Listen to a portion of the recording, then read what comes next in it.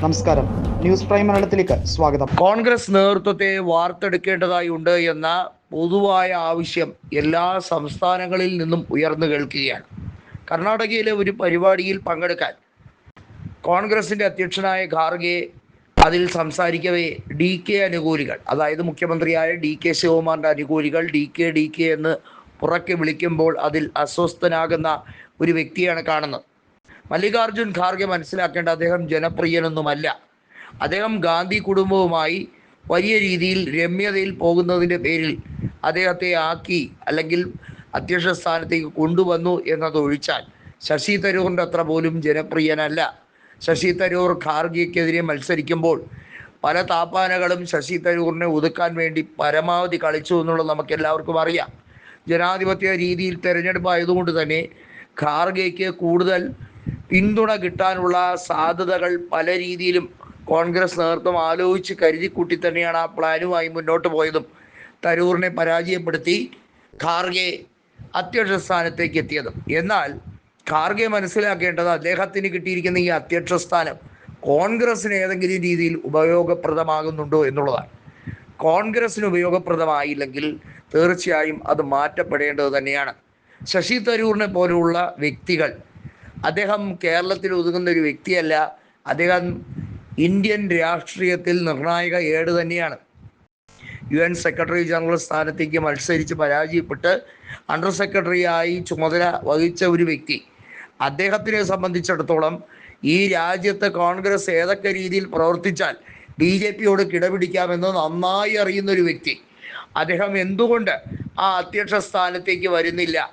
അതിന് വിലങ്ങുതടിയായി നിൽക്കുന്ന പല കോൺഗ്രസിൻ്റെ നേതാക്കളുമുണ്ട്. അവർ പറയുന്നത് ഇദ്ദേഹം വന്നിട്ട് അധികം നാളായില്ലല്ലോ, അദ്ദേഹം 2009 ശേഷമല്ലേ കോൺഗ്രസിൽ MP ആയുള്ളൂ, അതിനു മുമ്പൊക്കെ കോൺഗ്രസിൽ ആക്റ്റീവായി പ്രവർത്തിച്ച പല നേതാക്കളും ഉണ്ടല്ലോ എന്നൊക്കെ പറയുന്നു. യാഥാർത്ഥ്യം എന്തെന്നാൽ അദ്ദേഹത്തിനുള്ള ജനസമ്മതി മറ്റേത് നേതാവിനാണ് അഖിലേന്ത്യാ തലത്തിൽ ഉള്ളത്? ചുരുക്കം ചില നേതാക്കൾക്ക് മാത്രമേ ഉള്ളൂ. അദ്ദേഹത്തിനുള്ള ഭാഷാ പ്രാവീണ്യവും അദ്ദേഹത്തിനുള്ള ഏകോപന നടപടികളും അതെല്ലാം മനസ്സിലാക്കിക്കൊണ്ട് വേണം കോൺഗ്രസിനെ വാർത്തുടയ്ക്കാൻ എന്നുള്ളത് കൃത്യമായി മനസ്സിലാക്കുകയാണ്. മറ്റുള്ള കക്ഷികളുമായി രമ്യതയിലേക്ക് എത്തിച്ചേരാനും സൗഹൃദം സ്ഥാപിക്കാനും ശശി തരൂറിനുള്ള മികച്ചൊരു നേതാവ് ഇപ്പോഴില്ല എന്ന് മനസ്സിലാക്കിയിട്ടെങ്കിലും കാര്യങ്ങൾ ഗൗനിക്കണം. NCP നേതാവായ ശരത് പവാറും അതുപോലെ അഖിലേഷ് യാദവ് അടക്കം പല ഇന്ത്യ മുന്നണിയിലെ നേതാക്കന്മാരും ശശി തരൂർ അധ്യക്ഷ സ്ഥാനത്തേക്ക് വന്നാൽ അത് കോൺഗ്രസ്സിന് ഏറെ ഗുണം ചെയ്യുമെന്ന അഭിപ്രായമാണ് പറയുന്നത്. എന്നാൽ അപ്പോഴും ചില കടൽക്കാരന്മാർ പറയും ഞങ്ങളുടെ ആഭ്യന്തര വിഷയം പുറത്തു നിന്നുള്ളവരുടെ അനുമാനങ്ങളൊന്നും തന്നെ ഞങ്ങൾ സ്വീകരിക്കുന്നതല്ല, അത് താൽക്കാലികമായി അവരെയൊക്കെ സംരക്ഷിക്കാൻ വേണ്ടി അവരെയൊക്കെ എല്ലാ രീതിയിലും തീറ്റിപ്പോറ്റാൻ വേണ്ടിയുള്ള ഗിമിക്കുകൾ മാത്രമാണ്. വാസ്തവത്തിൽ തരൂറിനെ പോലെയോ സച്ചിൻ പൈലറ്റിനെ പോലെയോ ഒരു മികച്ച വ്യക്തി അധ്യക്ഷ സ്ഥാനത്തേക്ക് വന്നു നോക്കട്ടെ, അതിൻ്റെ മാറ്റൊലി കൃത്യമായി കാണാൻ കഴിയും. BJP ഒരു കളിപ്പാവയാണ് കൊണ്ടുവന്ന് അധ്യക്ഷ സ്ഥാനത്തേക്ക് വെച്ചിരിക്കുന്നത്. കാരണം എന്താണ്?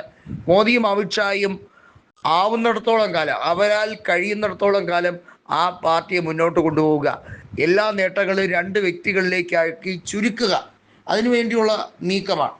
അവിടെ വേറിട്ട സ്വരമായി തരൂറിനെ പോലുള്ളവർ വന്നാൽ അഭികാമ്യമാകുമെന്നുള്ളതാണ് വസ്തുതാപരമായിട്ടുള്ള കാര്യം.